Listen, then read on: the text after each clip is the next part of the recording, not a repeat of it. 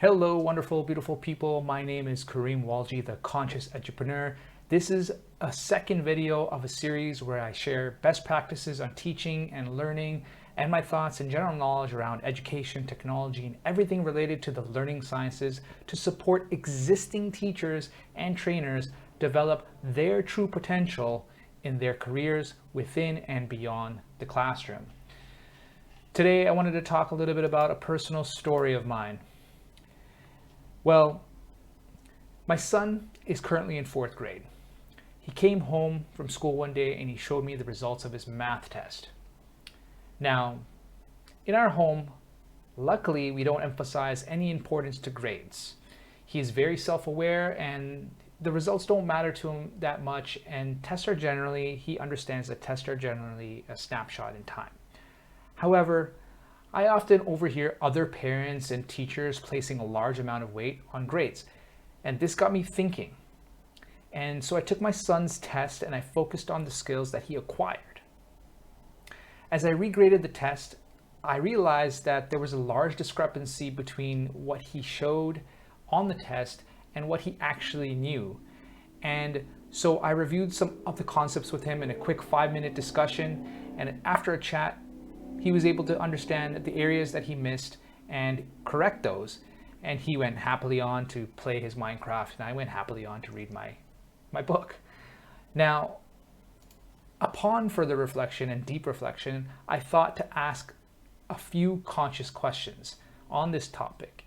And conscious questions are designed to seek out and find creative solutions to problems that are prohibiting myself and perhaps some of you out there to move closer to a level of fulfillment and self-actualization at the top of Maslow's hierarchy. But I digress. The two questions that I came up with around assessment are: how do our current assessments and testing methods provide us with a real understanding of what a student knows or doesn't know? And secondly, how do we know the quality of the questions we are asking is matched to the level of understanding or proficiency of that student?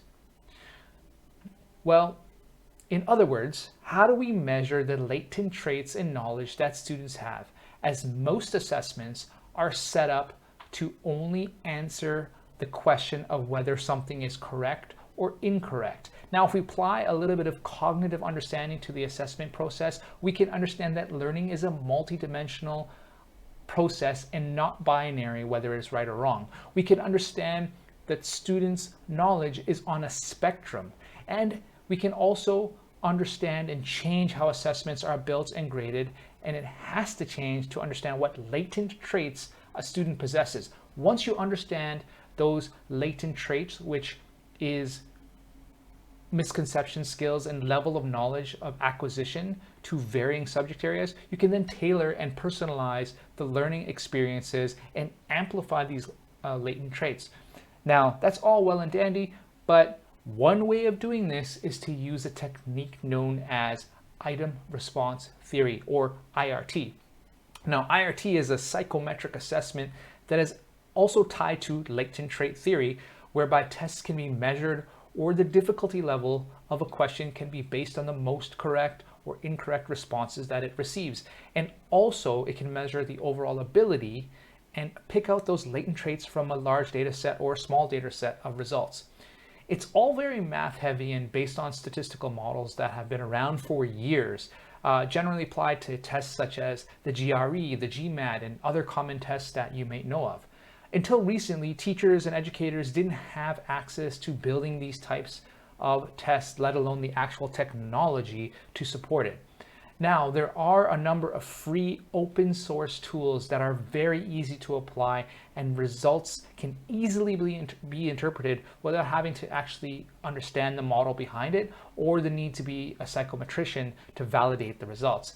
So these tools are readily available to educators and trainers, and they can immediately stand it up overnight. And with that being said, if you thought this video was helpful, comment, like, subscribe, click that bell for notifications of new content, and share with someone important in your life.